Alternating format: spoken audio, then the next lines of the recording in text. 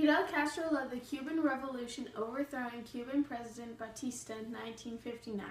He then took control of Cuba, installing a communist Marxist government, and he became the absolute ruler of Cuba from 1959 until 2008, until he became ill. Fidel was born on his father's farm in Cuba on August 13, 1926.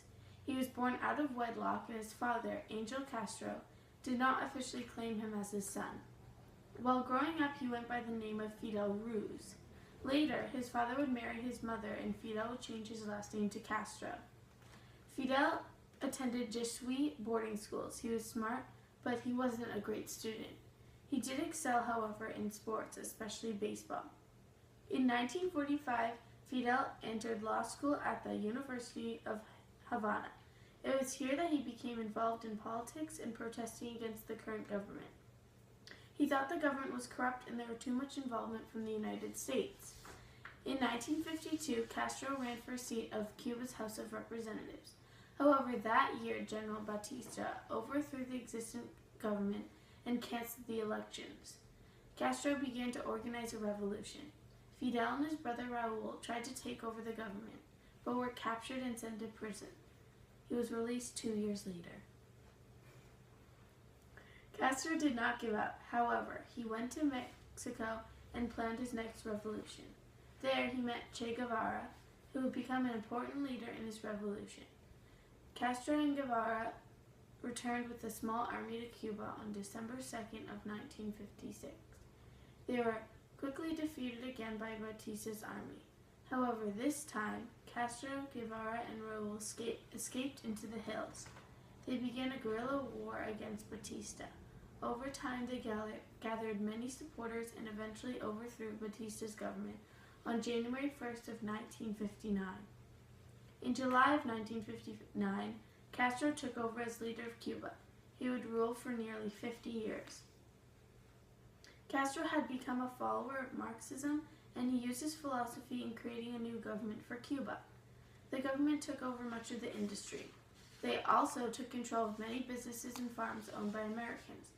Freedom of speech and press were also severely limited, and opposition to his rule was met with imprisonment and even execution. Many people fled the country. The United States tried several times to remove Castro from power. This included the Bay of Pigs invasion in 1961. In this invasion, around 1,500 Cuban exiles trained by the CIA attacked Cuba. The invasion was a disaster, with the majority of invaders captured or killed. After the Bay of Pigs, Castro allied his government with the Soviet Union. He allowed the Soviet Union to place nuclear missiles in Cuba that could strike against the United States at any time. After a tense standoff between the United States and the Soviet Union that nearly started World War III, the missiles were removed. Castro's health began to fail in 2006, and on February 24, 2008, he handed the presidency of Cuba over to his brother, Raul. Fidel, what was your childhood like? My father, Angel, was a wealthy sugar plantation owner, originally from Spain. My mother, Lina Ruz Gonzalez, had been a maid to my father's first wife, Maria Luisa Argoda. At the time of my birth, by the time I was about 15, my father ended his first marriage and wed my mother. Speaking of your teenage years, you used to be a talented baseball player, almost making it on the Yankees baseball team. Do you think you would have still followed a political career after your years as a professional athlete? Well, I have always been a deep believer in Marxism, so yes, I think that I would have returned to Cuba and helped spread the idea of this type of government to my people. I will be a Marxist until the day I die. Despite your unchanging political views, in 1991 you changed the state of Cuba's religion from atheist to secular. How have your religious views evolved throughout your life? I grew up as a Catholic, but my mother told me that I had to confess if I ever had impure thoughts about a girl. I gave the religion up after a week. As I am older, I believe in Catholicism, and me and my people have bonded with the Pope. Why were you sentenced to 15 years in prison, and how were you and Raul released because of this? Me and about 150 others attacked the Moncada military barracks in Santiago de Cuba as an unsuccessful attempt to overthrow the Batista regime.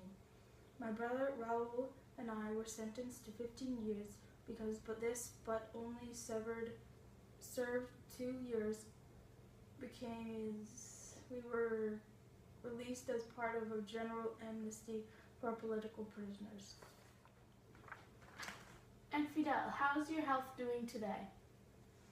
I had emergency surgery for an intestinal issue, and my brother Raul is doing a great job as the ruler of Cuba. Well, thank you, Fidel, for visiting us, and well wishes.